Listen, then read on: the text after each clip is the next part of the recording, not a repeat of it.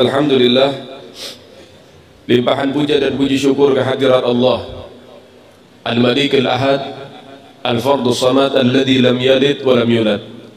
Salawat teriring salam terus kita berikan dan curahkan kepada Sayyidina Muhammad sallallahu alaihi wasallam bi afdali salawat wa ta'zim.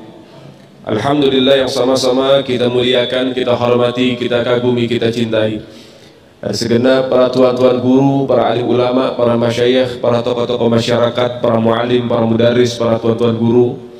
Begitu juga hadirin hadirat, muslimin muslimat, mu'minin mu'minat, yang insyaallah mudah-mudahan semua nama-nama kita tercantum di setiap pintu surga Allah Subhanahu wa taala. Berkhusus yang sama-sama kita muliakan segenap keluarga besar kepengurusan Baitur Rahim, yang insyaallah mudah-mudahan diistiqamahkan oleh Allah Subhanahu wa taala dan diberkahi zahir dan batinnya oleh Allah.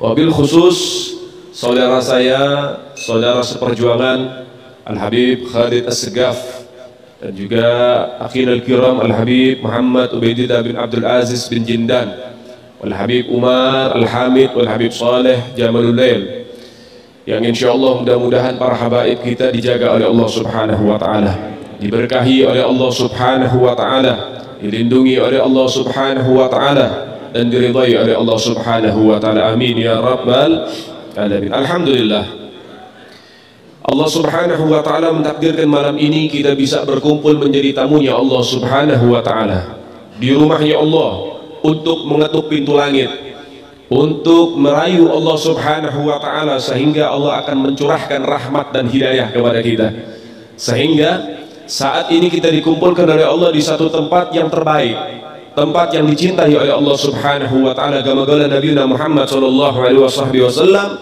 ahabbul bilad ilallah masajiduha. Sebaik-baik tempat yang paling dicintai oleh Allah adalah masjid-masjidnya.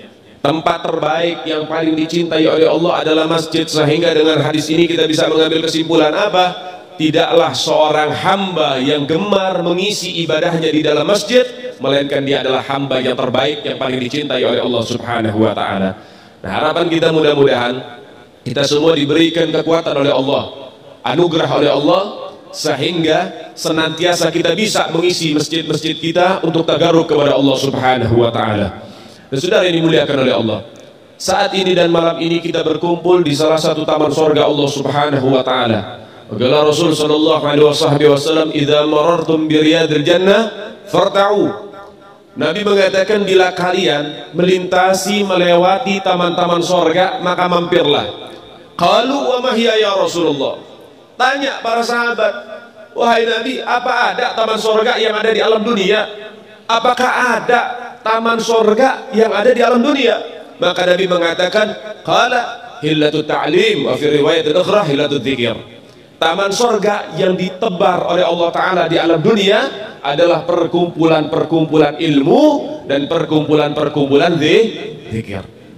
Sehingga siapa orang yang mereka gemar duduk berkumpul di salah satu taman surga Allah di alam dunia, insya Allah Allah akan kumpulkan ia nanti di taman surga yang hakiki bersama baginda Nabiuna Muhammad. Ya ikhwan rahimakumullah, kalau kita bicara tentang masalah ilmu, tentang kemuliaan ilmu, itu luar biasa.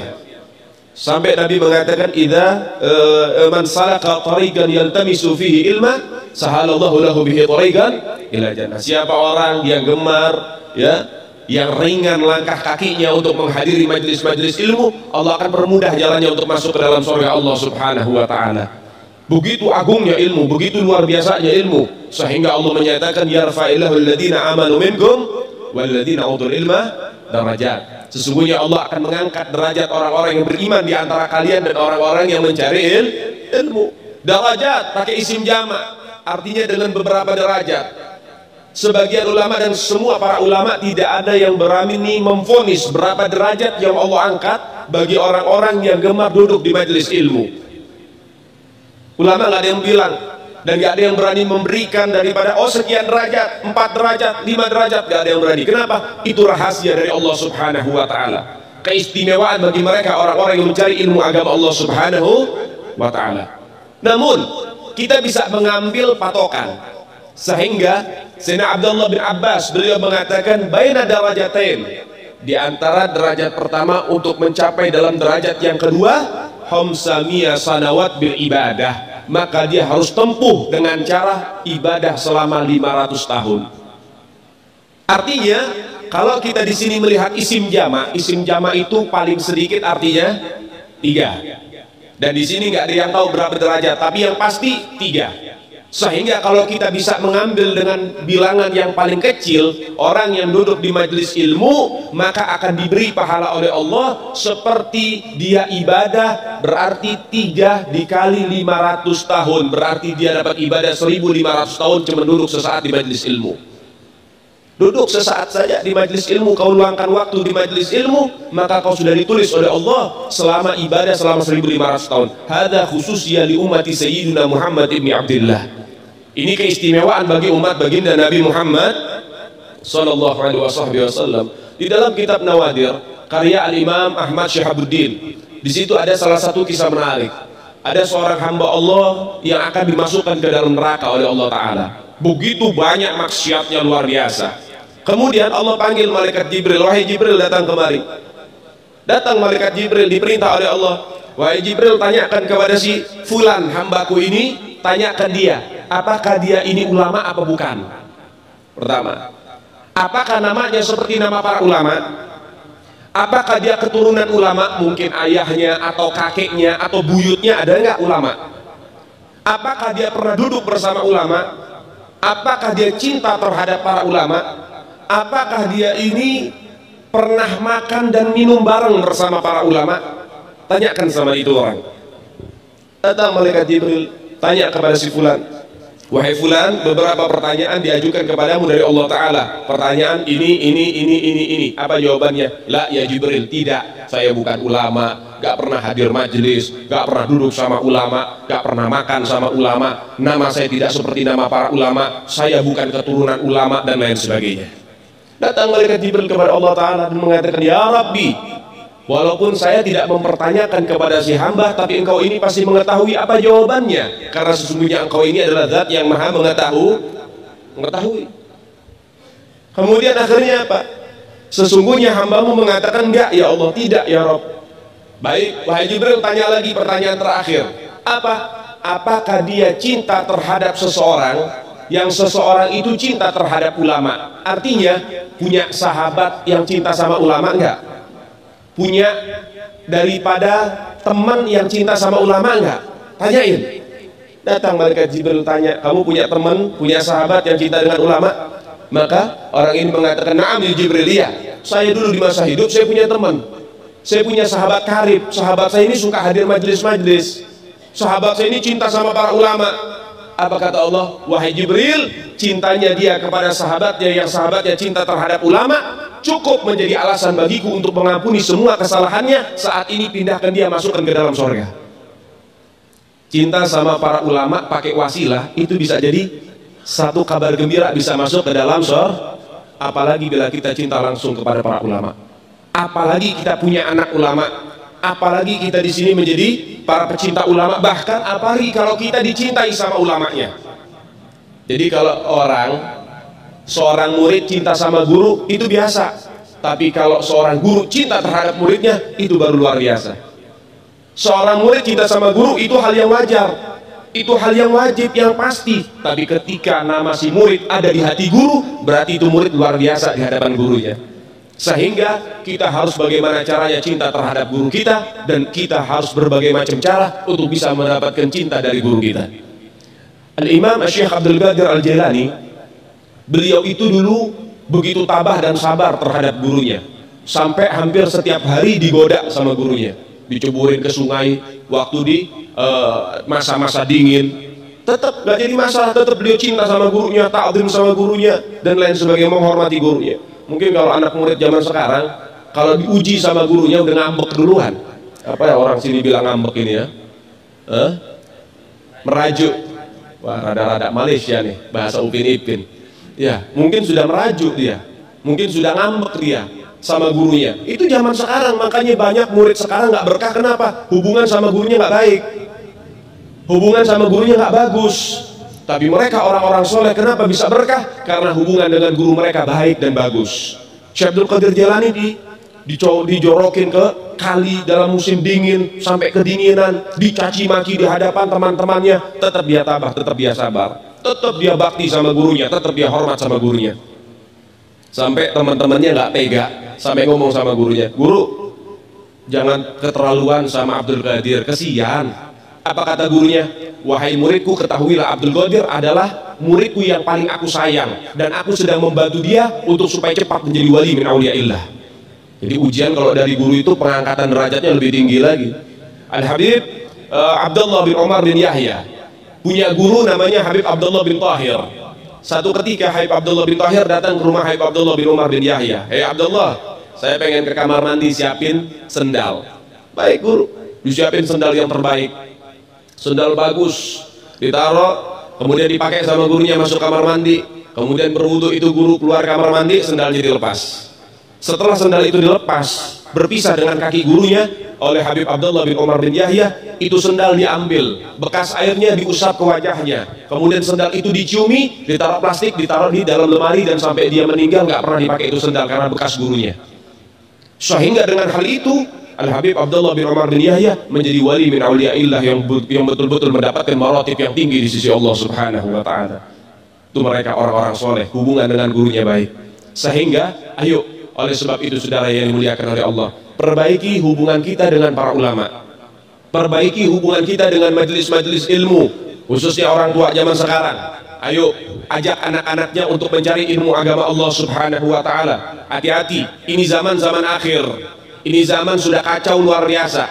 Jangan Anda merasa aman di saat ini, karena ini akhir zaman. Wa qaribus saah. Sekarang ini udah dekat kiamat. Sampai para ulama mengatakan laulal ilma wal ulama fannas kal bahaim. Kalau bukan karena ilmu dan para ulama, manusia sudah kayak binatang. Bal hum adall, bahkan lebih bejat, lebih berat, lebih biadab dari binatang. Ini fakta, ini nyata, ini data. Dan ini terjadi ada di Indonesia. Bayangkan, kejadian ini baru sekitar 4-5 tahun yang lalu. Kejadian ini nyata, saudara sekalian. Dan yang perlu digarisbawahi, semua pelakunya, semua tersangkanya bukan dari kalangan anak majelis, bukan dari kalangan anak santri, bukan dari kalangan orang yang suka mengaji, bukan dari kalangan orang yang cinta sama para ulama, bukan dari kalangan orang yang istiqomah di majelis-majelis ilmu di masjid-masjid. Semua pelakunya orang yang jauh dari agama, jauh dari ulama, jauh dari iman, jauh dari takwa. Sehingga kejadian itu terjadi, saudara. Silahkan Anda jauhkan anak-anak Anda dari majelis-majelis yang semacam ini, tapi Anda harus tanggung resikonya. Anak Anda akan menjadi tersangka selanjutnya atau menjadi korban selanjutnya. Tinggal pilih saja. Hati-hati. Inna lillahi wa inna ilaihi. Yang mengajarkan rasa takut kepada Allah para ulama kita, para guru-guru di sini yang istiqomah. Dia berjuang mati-matian, dia tinggalkan keluarganya, dia siapkan daripadanya waktunya, bahkan sakit-sakit jalan ke majelis taklim hanya untuk membimbing kita. Tapi kadang-kadang kita sebagai umat gak tahu diri. Ini guru kita hujan-hujanan naik motor datang ke masjid istiqomah, yang hadir 2-3 orang, saudara. Anda bakal tanggung jawab nanti di hadapan Allah Subhanahu wa taala. Anda akan menyesal nanti di hadapan Allah Subhanahu wa taala. Hati-hati saudara-saudara sekalian. Ini akhir zaman. Anda jangan merasa aman. Miras bisa didapatkan dimanapun. Bukan hanya berpikiran itu Malang Beb jauh, itu di Sulawesi jauh, itu di sana jauh. Hati-hati, di pelosok negeri pun miras sudah ada, saudara. Awas, banyak tangan-tangan kotor yang ingin merusak anak bangsa kita, saudara. Kalau nggak kita giring dekat sama para ulama, siapa lagi yang mengajarkan rasa khaufillah, takut kepada Allah kalau bukan para ulama? Sekolah tidak memberikan pengajaran takut kepada Allah. Makanya banyak anak-anak yang sekolah tapi dia nggak ngaji, itu anak-anak bakal durhaka sama orang tuanya. Yang mengajarkan takut kepada Allah, majelis taklim yang semacam ini. Yang mengajarkan untuk apa? Takut kepada Allah, dekat dengan Allah, majelis taklim yang semacam ini. Yang mengajarkan akhlak, majelis taklim yang semacam ini. Hati-hati saudara-saudara sekalian. Jangan berpangku tangan, apalagi sebentar lagi kita mau akhir tahun nih. Anda sudah tahu akhir tahun akan apa, ada yang terjadi. Banyaknya nanti wanita-wanita bakal dirusak nanti zaman sekarang. Dan kalau sudah banyaknya kemaksiatan yang sudah merajalela, apa kata Sayyidina Ali bin Abi Thalib? Nuzil bala bi kathrati taubah bi kathratil ma'asi wa dzunub. Diturunkan bala dan musibah karena banyaknya yang namanya dosa yang sudah merajalela. Hati-hati. Jaga anak-anak kalian. Jangan bilang mau tahun baruan, mau ini, mau itu. Jangan ajak keluar anak Anda. Jangan kasih izin keluar anak Anda. Di saat-saat itu banyaknya manusia pada bermaksiat, ajak keluar keluarga Anda baca ratib al-Attas, ratib al-Haddad, baca daripada ayat Al-Quran Allah Subhanahu wa Ta'ala. Ajak mereka mendekatkan diri kepada Allah Subhanahu wa Ta'ala. Jaga dan lindungi keluarga kita daripada kemaksiatan, saudara sekalian. Hati-hati. Ini sudah kacau keadaan. Kacau dengan kemaksiatan, saudara-saudara sekalian. Maka oleh sebab itu kita butuh dengan para ulama. Nih, kalau nggak ada ulama, kita nggak ada yang nuntun. Kalau nggak ada ulama, kita udah rusak semua, saudara sekalian. Lebih-lebih kalau nggak ada Ahlul Bait Nabi Muhammad. Hati-hati, saudara. Kita para habaib, kita para dzurriyyat Nabi Muhammad, datang ke Indonesia, masuk ke negeri-negeri, masuk ke pelosok-pelosok, bukan untuk mencari pangkat dan jabatan. Kami datang ke masjid-masjid bukan untuk mencari harta dan juga daripada popularitas. Kami datang ke tempat-tempat antum semua bukan untuk mencari penghormatan, saudara sekalian. Enggak, tapi kami ingin melayani umat baginda Nabi Muhammad. Kalian ini Tuhan saya ini pelayan Anda. Kenapa demikian? Karena ini didikan baginda Nabi Muhammad. Ini didikan Rasulullah. Kami yang melayani Anda. Dengan cara apa kami melayani Anda? Mengajak Anda dekat dengan baginda Nabi Muhammad, mengajak Anda dekat dengan Rasulullah. Yang belum dekat sama Nabi, kita kenalkan sama Nabi. Yang belum suka sholawat, kita ajarkan biar cinta dengan sholawat. Kita didik satu demi satu untuk cinta dengan baginda Nabi Muhammad. Peranan para habaib ini luar biasa, saudara. Jangan dipandang remeh, jangan dipandang sepele. Hati-hati. Mereka itu anak cucu Nabi Muhammad. Mereka titipan Rasulullah. Yang namanya titipan pasti bakal ditanyain lagi sampai nanti sama Nabi Muhammad. Nanti datang kita di hari kiamat, datang ya Rasulullah, sekarang saya ini bingung, pengen minta syafaat pertolongan. Nabi tanya, baik wahai umatku, saya kasih kamu pertolongan, tapi saya ingin tanya dulu, amanat saya dijaga enggak? Titipan saya dijaga enggak? Apa itu ya Rasulullah? Apa Nabi bilang dalam hadis? Taraktukum tsaqalain, kitabullah wa itrati. Saya tinggalkan dua pusaka. Itu apa? Al-Quran dan juga anak keturunanku. Idza tamassaktum bihima, kalau kamu pegangi keduanya dengan sebenar-benarnya, kamu tidak akan pernah sesat selama-lamanya. Itu jaminan dari baginda Nabi Muhammad. Berapa banyak dzurriyyat Nabi Muhammad yang telantar di luar sana Anda tidak mau tahu. Berapa banyak keturunan Nabi Muhammad yang menahan lapar Anda tidak mau tahu, saudara sekalian. Dulu di zaman Al-Imam Syekh Zakaria Al-Ansari, seorang mufti besar, ulama besar. Beliau itu Syekh Khusuyu, guru di atas guru. Ini kalau udah Syekh Khusuyu berarti yang ngaji bukan orang biasa. Yang ngaji itu pakar-pakar, mufti-mufti. Itu Syekh Zakaria Al-Ansari, dulu itu beliau adalah mufti besar. Lalu kemudian apa yang terjadi? Ketika beliau sedang ngajar begini, membahas masalah ahkam syariah, kemudian datang satu perempuan. Satu perempuan datang, terus kalau bicara, baik. Datang satu perempuan kepada beliau. Ketika datang ketuk pintu, beliau lagi ngajar sama murid-muridnya. Dibuka pintunya. Waalaikumsalam warahmatullahi wabarakatuh. Perempuan sudah tua. Kemudian akhirnya apa? Tanya Syekh Zakaria Al-Ansari, ada hajat apa? Kemudian ini perempuan bilang, wahai Syekh Zakaria Al-Ansari, saya datang kemari untuk meminta zakat. Saya minta zakat ke sini. Saya adalah dzurriyyat Nabi Muhammad. Saya seorang syarifah. Saya dzurriyyat Nabi. Saya minta zakat. Apa kata Syekh Zakaria Al-Ansari? Zakat gak boleh buat keluarga Nabi. Zakat itu diharamkan buat keturunannya Rasulullah. Gak boleh nerima zakat keturunan Nabi Muhammad. Zakat itu adalah harta kotor. Keturunan Nabi ini disucikan oleh Allah dan nasnya diabadikan di dalam Al-Quran. Yutahhirkum tathhira. Gak boleh zakat.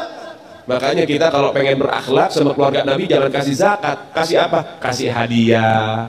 Jangan kasih infak sedekah, kasih hadiah kepada mereka. Pahalanya jauh lebih besar daripada zakat dan infak kepada keluarga baginda Nabi Muhammad.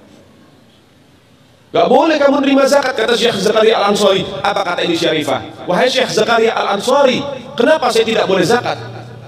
Ya kata Syekh Zakaria, karena diharamkan oleh Nabi Muhammad SAW. Kemudian ini Syarifah bicara, saya punya 4 anak yatim di rumah, nggak ada yang ngasih saya sebutir nasi.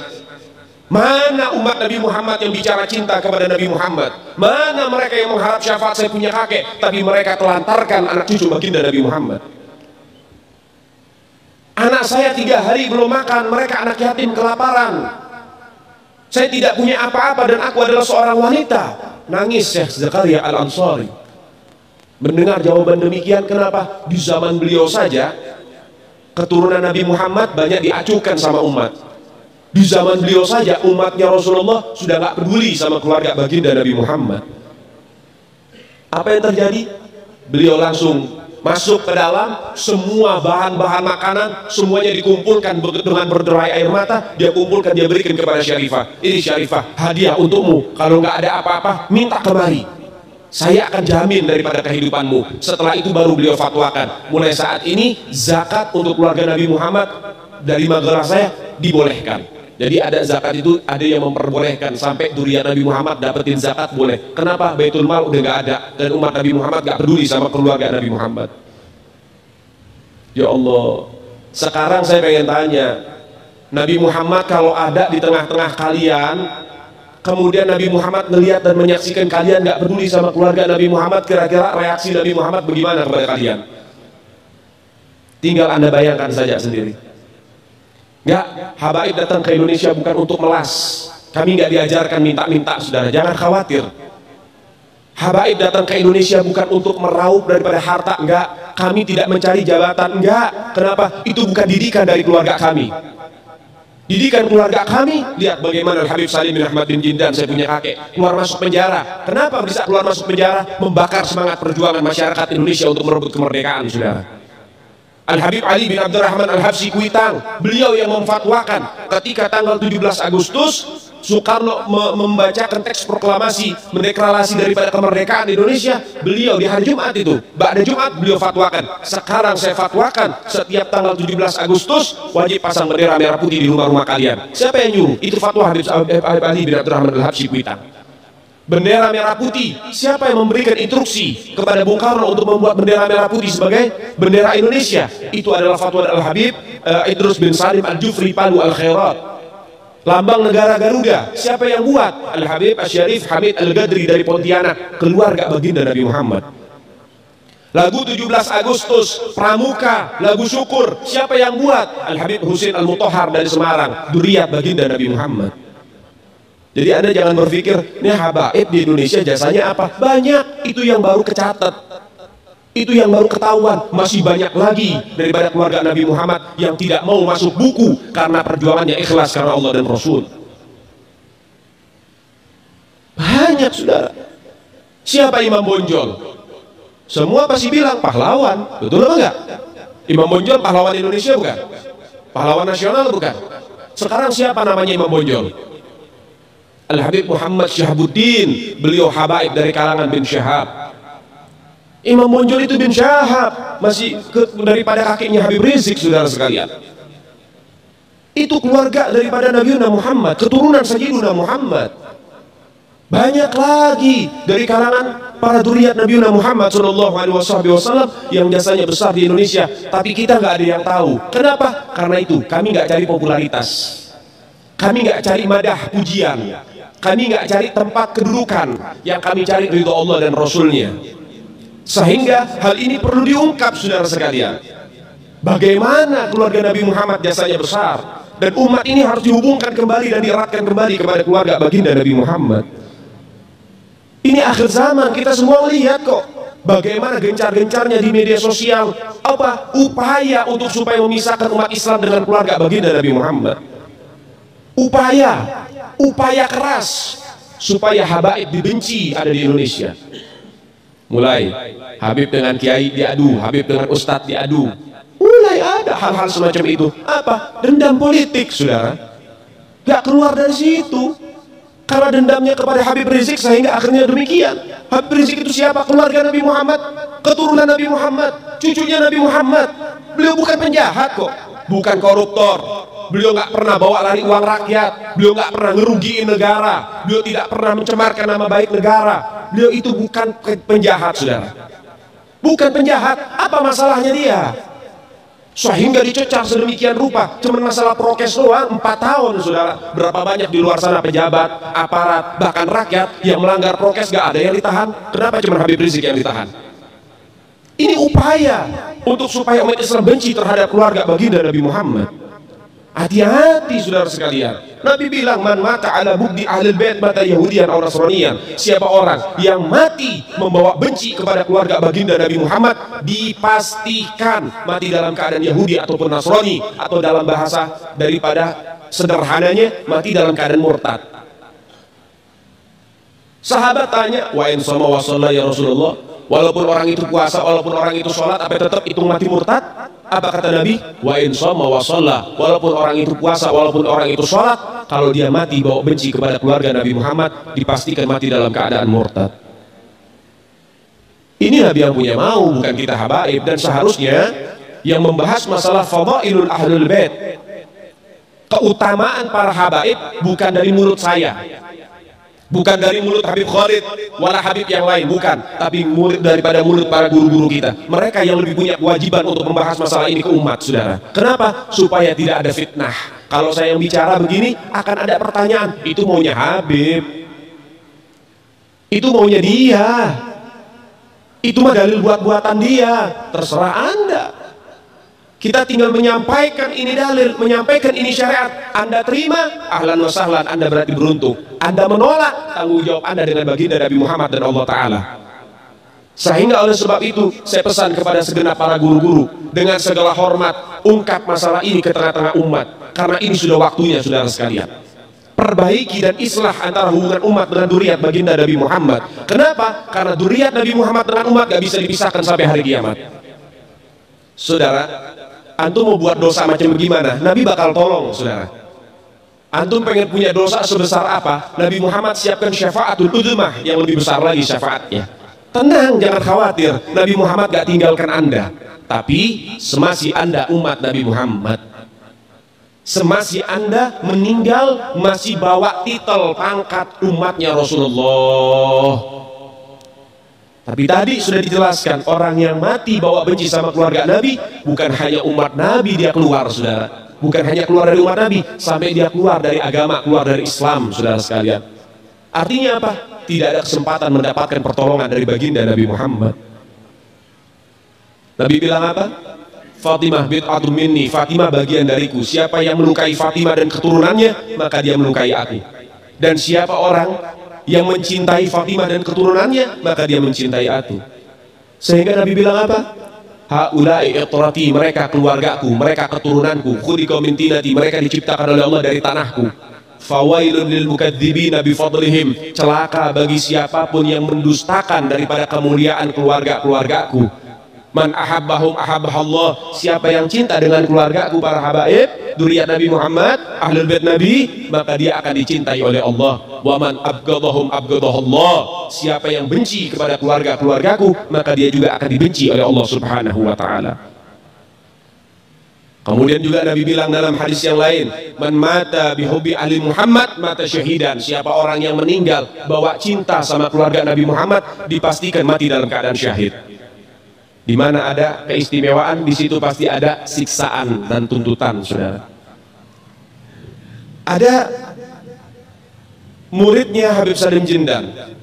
Ini berkahnya punya hubungan dengan dzurriyyat Nabi Muhammad. Ada muridnya Habib Salim Jindan namanya Abdurrahman. Nih Bang Maman, kalau kita panggil Bang Maman. Bang Maman ini sholatnya berantakan. Bang Maman ini maksiatnya luar biasa. Ibadah kocar kacir, tapi cinta banget sama Habib Salim Jindan. Sampai-sampai beliau itu kalau dia jualan ubi rebus, kacang rebus tengah malam tuh pakai gerobak, jualan dia, mangkal, jualan makanan-makanan. Tuh kadang-kadang Habib Salim Jindan hampir setiap malam ngegodain dia. Dateng, man, lo dagang? Iya beb. Bungkus semuanya man, bawa ke rumah. Iya beb, dibungkus semuanya, gak komplain. Kadang orang zaman sekarang ada bilang penglaris. Jadi kalau habis buka belum ada yang beli, pamali mau ngasih-ngasih gratis. Katanya kena sial. Itu mitos. Terlihat didikan Habib Salim Jindan. Man, baru buka lo man. Iya beb, bungkus semua, bawa ke rumah. Bukan hanya dibungkus, dianterin ke rumah Habib Salim Jindan. Itu hampir setiap malam. Jadi baru buka, nggak jadi buka, tutup lagi. Orang habis dibawa sama Habib Salim, diminta. Itu hampir setiap malam. Hingga akhirnya apa yang terjadi? Gak lama Maman meninggal. Habib Salim Jindan dikabarin sama muridnya, beb, Maman meninggal. Innalillahi, Sianto orang baik, kata Habib Salim. Sekarang lagi diapain jenazahnya? Lagi pengen dibungkus beb. Ya udah, nanti kalau pengen dibungkus mukanya jangan ditutup dulu, tungguin gue datang. Ini bahasa Betawi nih. Datang Habib Salim Jindan, ngelihat buntu jenazah tuh, pengen dibungkus, pengen ditutup kain kafannya. Beliau ambil kertas kecil, kertas kotak kecil, beliau tulis, ada yang ditulis sama beliau, ditaruh di bawah kepalanya si jenazah. Deh, tutup. Sebelum ditutup, habis beliau tulis, ditaruh ke kertas, beliau bilang, man, gue tahu lo ibadahnya berantakan, tapi lo cinta sama dzurriyyat Nabi Muhammad, ikhlas dari dalam hati. Nanti kalau malaikat Munkar Nakir datang nanya pertanyaan kubur, jangan lo jawab man, lo kasih surat dari gue, lo masuk surga tanpa hisab. Dijamin sama Habib Salim. Nabi bilang apa? 3 orang, 3 kelompok yang bisa kasih syafaat. Pertama, al-anbiya wal mursalin, itu bisa kasih syafaat. Yang kedua, as-syuhada, para syuhada, itu bisa kasih syafaat, tapi punya kuota. Berapa? 70 anggota keluarganya bisa disyafaati oleh orang-orang yang mati syahid. Ini 6 orang, Laskar FPI, ya, pecinta Habib Rizik yang wafat, yang meninggal karena dibunuh dengan sadis, nanti dia bakal kasih 70 anggota keluarganya syafaat tuh. Masya Allah. Yang ketiga, al-ulama, kata Nabi Muhammad, para ulama bisa kasih syafaat kepada orang-orang yang dia suka, yang dia cinta. Dan khusus para ulama gak dikasih kuota sama Allah Ta'ala. Siapapun dan berapapun pengen dikasih syafaat silahkan.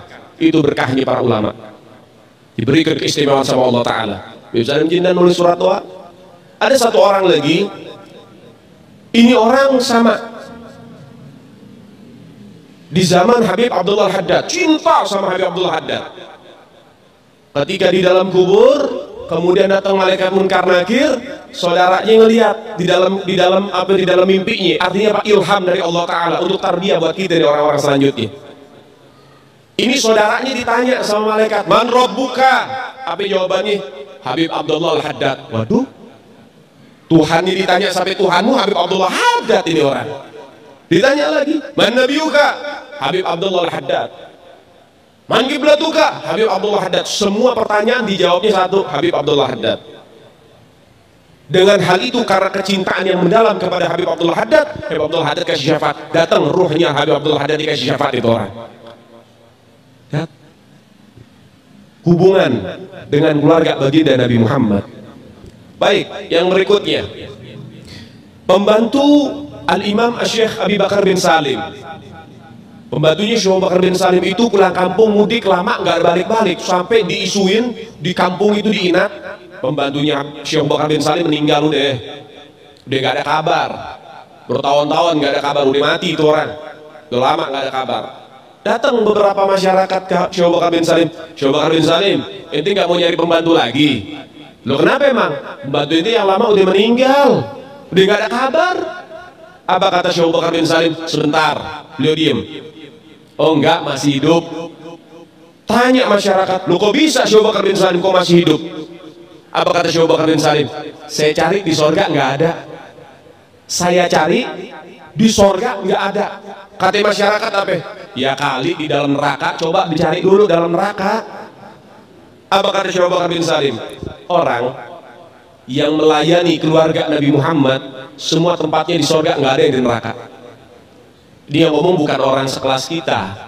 Yang bicara Al-Imam Syekh Abi Bakar bin Salim, yang beliau selama 40 tahun sholat subuh dengan wudu isya, artinya dari isya sampai subuh nggak pernah tidur ibadah. Pertama. Yang kedua, setiap hari sodakohnya potong kambing 1000 ekor buat ngasih masyarakat makan. Yang ketiga, setiap malam dia bagi-bagi yang namanya roti untuk makanan para pengemis, sampai di zaman beliau nggak ada pengemis sama sekali. Yang keempat, beliau duduknya nggak pernah bersila macam kayak kita. Duduknya itu tahiyat akhir. Ketika ditanya sama muridnya, wahai Syekh Abu Bakar bin Salim, kenapa engkau nggak duduk di kursi emas? Engkau ini guru di atas guru. Semua para wali-wali itu di bawah kakimu. engkau pantas duduk di atas kursi emas, kenapa kau duduk di lantai dengan tahiyat akhir seperti duduknya seorang budak? Apa kata beliau? Bagaimana mungkin aku bisa duduk bersila ketika setiap aku duduk di hadapanku ada baginda Nabi Muhammad? Jadi ngelihat Nabi bukan mimpi, ya godoh, lihat nyata. Itu Al-Imam Syekh Habib Bakar bin Salim radhiyallahu taala anhu warḍah. Syekh Bakar bin Salim ini yang menurunkan daripada marga Al-Hamid, Habib Umar Al-Hamid bin Jindan, kita orang bin Hafid, Habib Umar bin Hafid, kemudian Al-Muhdar, Habib Soleh Tanggul, Al-Hamid, ya, kemudian Habib Muhammad bin Ahmad Al-Muhdar. Itu keturunan Al-Imam Syekh Habib Bakar bin Salim. Punya anak 13 jadi wali semua. Anaknya beliau 13 jadi wali semua. Ketika beliau meninggal, ini anaknya pamer keramat. Ayo siapa ini yang kira-kira gantiin Aba? Al-Hamid ngeluarin rantai emas dari langit. Keramatnya Al-Hamid tuh, ngeluarin rantai emas dari langit sampai ke bumi. Lagi ngobrol sama kakaknya Al-Muhdar nih, Syekh Umar Muhdar. Ayo wahai Syekh Umar Muhdar, dilihat keramatannya, nurunin rantai emas dari langit sampai ke depan dia. Ini Habib Syekh Umar Muhdar ketawa doang. Dia bilang sama adiknya, Al-Hamid, coba lihat tuh paling atas siapa? Gak tahu, ada Syekh Umar Muhdar megangin rantai dari atas. Lebih hebat saya, katanya. Tuh anak-anaknya bagaimana abaknya. Kemudian Al-Imam Al-Faqih Al-Muqaddam Muhammad bin Ali Ba'alawi, ini pongkolnya para ahlul bait Nabi Muhammad. Beliau punya pembantu namanya Al-Imam Syekh Said Al-Amudi. Syekh Said Al-Amudi. Kita jangan bicara Habibnya dulu, jangan bicara majikannya dulu, kita bicara pembantunya dulu deh, biar kamu tahu bagaimana kedudukan mereka dzurriyyah baginda Nabi Muhammad. Syekh Said Al-Amudi, pembantu Al-Imam Al-Faqih Al-Muqaddam, beliau sudah meninggal lama. Cintanya dengan keluarga Nabi Muhammad luar biasa. Syekh Said Al-Amudi ini dari bangsa Masya'eh, keturunan sahabat atau selainnya, bukan dzurriyyah Nabi. Ketika sudah ratusan tahun meninggal, datang satu habaib ziarah mengucapin salam, assalamualaikum ya Syekh Said Al-Amudi. Ini udah ratusan tahun meninggal nih. Anda tahu apa yang terjadi? Kuburannya kebelah jadi dua. Bangkit itu Syekh Said Al-Amudi sama jasad-jasadnya. Dia katakan, waalaikumsalam warahmatullahi ya ahlul bait Rasulillah. Kemudian diambil tangan itu Habib, dia cium tangan, kemudian akhirnya balik lagi ke kubur, masuk lagi. Tuh mereka para aulia, orang-orang yang khidmat dengan keluarga baginda Nabi Muhammad. Syekh Umar Muhdar, anak Al-Habib Abdurrahman As-Sigaf. Jadi Syekh Umar Muhdar ada dua. Yang pertama anak Habib Abdurrahman As-Sigaf. Ini nggak punya anak laki-laki, anaknya perempuan yang menurunkan nanti dari situ keluarga Al-Idrus. Yang kedua Syekh Umar Muhdar, keturunan tadi Syekh Bakar bin Salim yang ngeluarin daripada bangsa Al-Muhdar, Fam Al-Muhdar, Habib Hasan Al-Muhdar di sini ya, Samarinda. Nah, itu masih keturunan beliau. Al-Habib Syekh Umar Muhdar ini di Hadramut. Beliau itu di kuburannya ini belum meninggal dibilang, saya nggak akan pernah ridho siapapun yang lewatin kuburan saya. Jadi kalau ada burung lewat mati langsung. Saking hebatnya beliau. Sampai akhirnya ada satu habaib doa, Bib, ini nanti Hadramut Tarim akan banyak orang-orang datang untuk mencari ilmu dan berkah. Kalau antum nggak cabut sumpah antum, nanti mereka naik apa kesini, akhirnya mati. Tolong dicabut. Akhirnya dicabut sampai gini hari, akhirnya nggak terjadi. Dulu itu terjadi. Kalau ada burung lewat, jatuh mati. Syekh Umar Muhdar ini punya anak kecil namanya Aisyah. Beliau datang hal, orang wali kalau lagi datang hal bawaannya pengen ibadah. Nah kalau pengen ibadah biasanya kholwat. Kholwat itu menyendiri di kamar sendiri, udah ibadah, wirid, zikir. Tapi hebatnya mereka orang-orang wali, kalau wirid tembok ikut zikir, keluar suara. Paham itu? Tempat duduk, karpet, kayu, semua itu keluar suara, zikir bareng sama mereka orang-orang wali. Itu mereka orang wali, orang-orang saleh, kholwat, menyendiri. Datang hal, dia bilang sama istrinya, istri, jangan ada siapapun yang masuk kamar kholwat saya ya, saya pengen kholwat. Iya, sudah istrinya masak di dapur. Syekh Umar Muhdar lagi kholwat, lagi baca zikir. Kemudian anaknya masih kecil, masih balita, lari sana, lari sini. Kemudian tiba-tiba robos masuk ke kamar kholwat. Nah orang-orang wali kalau sudah zikir, istighraq, mendarah daging, mendalami sampai lupa apapun, nggak ngelihat apapun. Sehingga ketika beliau kaget ada suara orang masuk, langsung dibilang, mut, mati kamu. Seketika itu anaknya kebakar, mati langsung. Sadar dari Syekh Umar Muhdar, waduh, anak saya meninggal ini. Dipanggil istrinya, dimarahin. Ana udah bilang, jagain. Kenapa kamu lepasin begini? Nangis itu ibu. Kemudian tiba-tiba berhenti. Tar dulu. Kita punya pembantu, sini pembantu dipanggil. Sini pembantu, Khadamah sini, pembantu. Ibu, kenapa? Mulai kapan kamu berani berbohong? Kamu ini ikut sama keluarganya Rasulullah. Kamu ini pembantunya keluarga Nabi Muhammad. Mulai kapan kamu berani berbohong? Maksudnya bu, dari semenjak anak ini lahir, kamu suka gendong. Kalau bahasa kita dininak boboin. Jadi kalau lagi digendong, dibacain, dinyanyiin lagu. Apa lagunya? Ya bintul gutub, ya zaujatul gutub, ya ummul gutub. Wahai putri dari seorang gutub, wahai istri dari seorang gutub, wahai ibu dari seorang gutub. Maksudnya bu, ya kamu bohong. Ini anak masih balita. Kalau kamu katakan bintul gutub, putri dari seorang gutub, betul, ayahnya gutub. Tapi kamu mengatakan ya zaujatul gutub, wahai istri seorang gutub. Ini anak belum menikah, belum jadi istri, tapi sudah meninggal dunia. Berarti itu menjadi kebohongan buat kamu. Sampai begitu didikannya saudara. Sampai itu dicap bohong. Apa kata pembantunya? Enggak bu, saya enggak bohong. Itu diambil jenazahnya, diindung-indung lagi, dibacain lagi. Ya bintul gutub, ya zaujatul gutub, ya ummul gutub. Itu anak langsung bergerak, berdiri, langsung lari-lari lagi. Hidup lagi itu anak. Ini baru pembantu nih. Kata Syekh Umar Mukhtar, kamu mau ngelawan takdir, anak mati kamu hidupin. Apa kata pembantunya? Enggak tuan, yang ngelawan takdir duluan kan tuan. Anak hidup dimatiin. Dia taslim, nyerah satu sama. Ya udah, berarti memang udah takdirnya. Kan tadi hidup, kemudian mati, ya. Kemudian sama pembantunya dihidupin lagi. Tuh lihat. Makanya Nabi bilang apa? Ummati kal anbiya bani Israel. Umat saya itu mereka seperti nabi-nabi Bani Israel. Jangan lagi Rasulullah kita bicara. Jangan lagi Rasulullah. Kalau misalnya Nabi Musa bisa hidupin orang mati, Nabi Isa bisa hidupin orang mati dan mau mengobati orang yang kena kusta dan lain sebagainya. Umat Nabi Muhammad banyak yang bisa. Paham? Al-Imam Syekh Abdul Qadir Jailani dulu pernah ngidupin orang, satu pemakaman umum dihidupin sama beliau. Datang satu orang anak, wahai Syekh Abdul Qadir Jailani, saya ini pengen minta tolong. Minta tolong apa? Saya pengen ziarah ke makam orang tua, terus tapi saya lupa makamnya di mana. Saya kubur di mana saya lupa. Saya cuma ingat tempat pemakaman umumnya. Waduh, ini anak durhaka. Makanya ini yang suka ngehalamin ziarah hati-hati tuh. Yang suka bid'ah-bid'ahin ziarah, nanti tahu-tahu makam orang tuanya di mana lu nggak tahu lagi. Sampai nggak tahu ini anak. Kemudian akhirnya apa? Di mana tempat pemakaman umumnya? Di sono. Datang. Jadi pemakaman umum yang dimakamin ribuan orang ini. Datang sama Syekh Abdul Qadir Jailani. Itu dari pintu gerbang ada makam. Gum bismillah, bangkit kamu dengan izin Allah. Itu mayat bangun. Tanya, nih bapak kamu bukan? Bukan. Oh mati lagi. Gum bismillah, bangkit. Kamu ini bukan mati lagi. Terus sampai satu pemakaman umum dihidupin. Lihat bagaimana keberkahan umat baginda Nabi Muhammad Sallallahu Alaihi Wasallam. Itu Syekh Abdul Qadir Al-Jailani yang disebut Qutbur Rabbani. Al-Imam Syekh Abdul Qadir Al-Jailani di dalam kitab Habib Salim Jindan, beliau memberikan daripada kisah magom Al-Imam Syekh Abi Bakar bin Salim.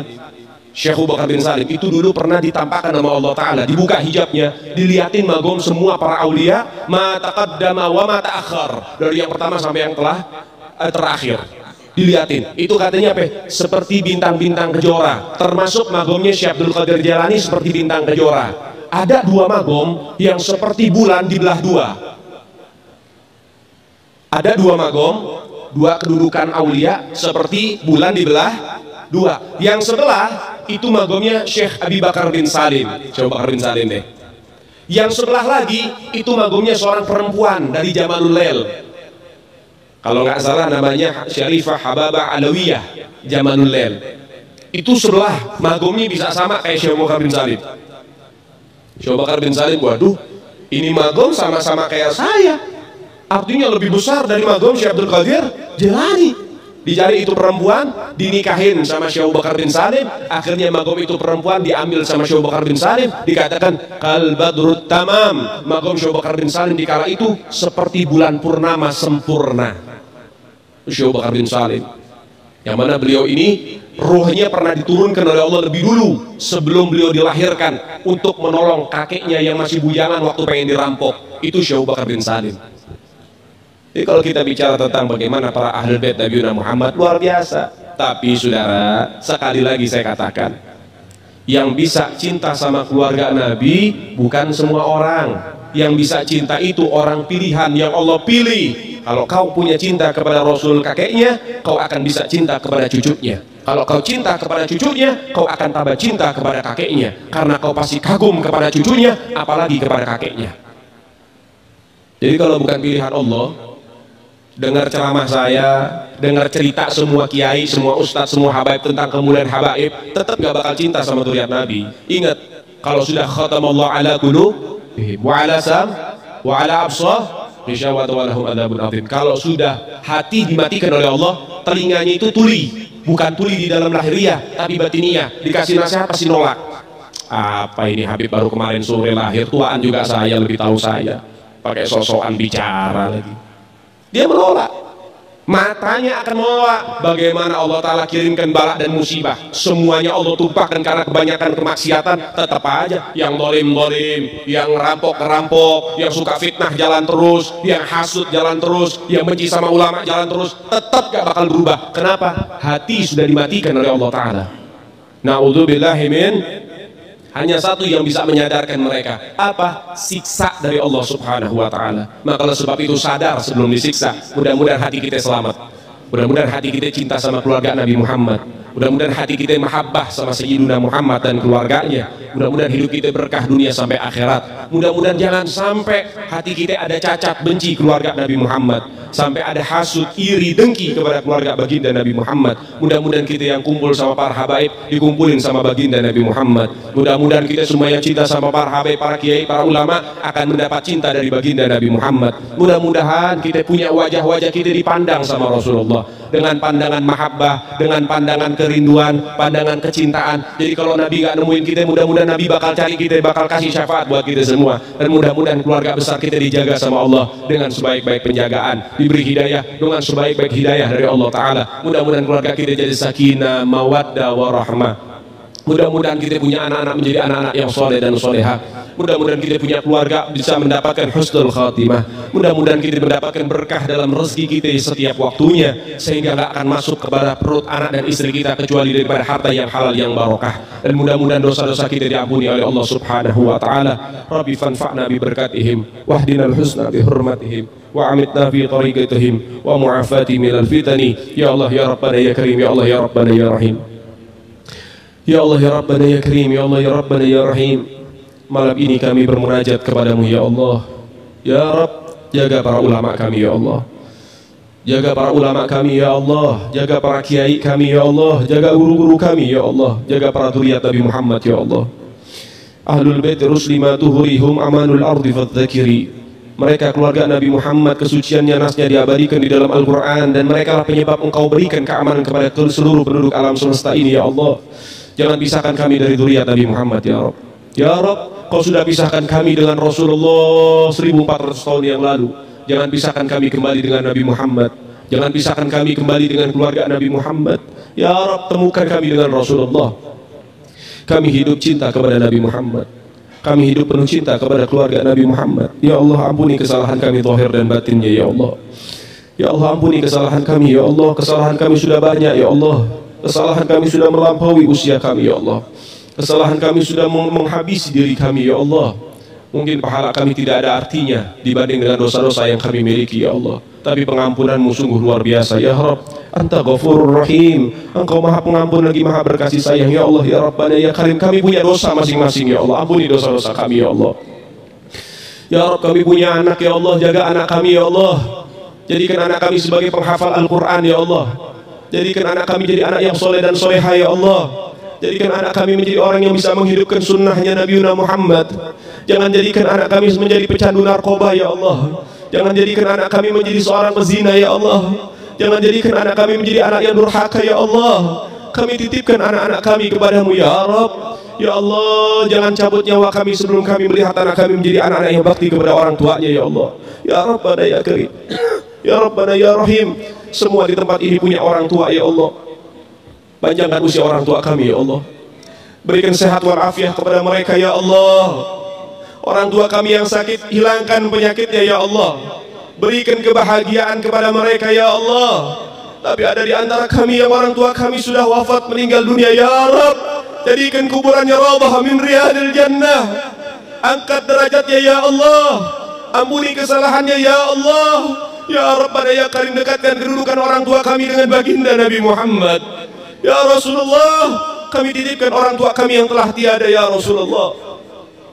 Ya Allah ya Rabbana ya Karim, mungkin ada di antara kami yang punya salah sama orang tua kami ya Allah. Mungkin kami tak sadar pernah membentak orang tua kami ya Allah. Mungkin kami pernah berlaku durhaka kepada orang tua kami ya Allah. Tubna ilallah bitaubatin nasuha. Tubna ilallah bitaubatin nasuha. Ya Rabb, izinkan kami bertobat kepadamu ya Allah. Panjangkan usia orang tua kami supaya bisa menyaksikan kami jadi anak yang bakti ya Allah. Selepas daripada acara ini kami temui orang tua kami minta maaf kepada orang tua kami ya Allah. Kami cium tangan dan kakinya ya Allah. Panjangkan usia mereka ya Rabb. Panjangkan usia mereka ya Rabb. Kami belum puas untuk berbakti kepada mereka ya Allah. Ibu kami mengandung kami susah payah mempertaruhkan nyawanya hanya untuk menyelamatkan kami ya Rabb. Ayah kami mencari nafkah di luar sana, kami tak tahu ya Allah. Mungkin di luar sana dicaci maki orang, dihina orang, direndahkan orang, tapi pulang dengan wajah yang berseri-seri, tidak mau memberikan beban kepada putra-putrinya ya Allah. Tapi kami gak tahu diri ya Rabb. Terkadang kami tuntut orang tua kami, apa yang kami inginkan harus dipenuhi. Kami tidak tahu orang tua kami berjuang susah payah hanya untuk menghidupkan kami ya Allah. Ya Rabbana ya Karim, kesuksesan yang kami raih saat ini semua tidak terlepas dari doa orang tua kami ya Allah. Tapi terkadang kami lupa ya Rabb. Ketika kami punya harta kami sombong dengan ayah dan bunda kami ya Allah. Ketika kami punya tahta kami sombong dengan orang tua kami ya Rabb. Jangan takdirkan kami jadi anak durhaka ya Allah. Ya Rabb, jangan wafatkan kami jadi anak durhaka ya Allah. Jadikan kami anak yang bakti kepada orang tua ya Allah. Ya Allah ya Rabbana ya Karim, terkadang ayah bunda kami terbangun di tengah malam. Dia gelar sajadahnya yang usang, dia pakai mukenanya yang sudah coklat dan menguning. Ayah kami mengenakan kopiahnya yang sudah usang. Dia munajat kepadamu ya Rabb, derderai air matanya memohon dan mengemis kepadamu. Yang dia sebut hanya nama kami, putra-putrinya ya Allah. Hanya kami yang diingat dalam doanya sampai mereka lupa mendoakan diri mereka ya Allah. Mereka doakan kami siang dan malam ya Rabb, tapi kami nggak tahu diri ya Rabb. Kami jarang doakan orang tua kami. Kami jarang doakan orang tua kami. Terkadang kalau kami papasan ada di luar dan di pasar, kami malu untuk mencium tangannya ya Rabb. Tubna ilallah bitaubatin nasuha. Kami taubat kepadamu ya Allah. Dosa kami sudah banyak. Kami sudah banyak menyakiti hati orang tua kami ya Rabb. Tubna ilallah bitaubatin nasuha. Ya Allah, maafkan kami ya Rabb. Ampuni kami ya Rabb. Panjangkan usia orang tua kami ya Rabb, supaya kami bisa bakti dengan maksimal kepada mereka ya Allah. Bahagiakan sisa umurnya ya Allah. Air mata ini tumpah untuk mereka ya Allah. Sudah lama kami tak meneteskan air mata untuk orang tua kami ya Allah. Ya Rabb, bila mana ada orang tua kami yang sedang disiksa, hentikan siksanya ya Allah. Berikan rahmat padanya ya Allah. Jadikan raudhah min riyadil jannah. Jadikan kubur dari kuburnya menjadi taman surgamu ya Allah. Berikan nikmat dalam kuburnya ya Allah. Wafatkan kami dalam keadaan husnul khatimah. Wafatkan kami bisa mengucapkan la ilaha illallah Muhammadur Rasulullah. Jadikan akhir hayat kami mengucapkan kalimat thayyibah. Jadikan daripada kalimat terakhir dalam ucapan kami adalah kalimat tauhid la ilaha illallah. Ya Allah ya Rabbana ya Karim ya Rabbana ya Rahim. Kumpulkan kami dan orang tua kami di dalam surga-Mu bersama Nabi Muhammad. Allahumma inna nas'aluka ziyadatan fid din wa barakatan fil umur wa sihhatan fil jasad wa wasi'atan fil rizqi wa taubatan qabla al-maut wa syahadatan inda al-maut wa maghfiratan ba'da al-maut wa afwan inda al-hisab wa amanan min al-adhab wa jawazan ala sirat ونصيبا من الجنة وارزقنا النظر إلى وجهك الكريم يا رب يا رحيم يا أجود الأجودين وصلى الله على سيدنا محمد سيد المرسلين والحمد لله رب العالمين.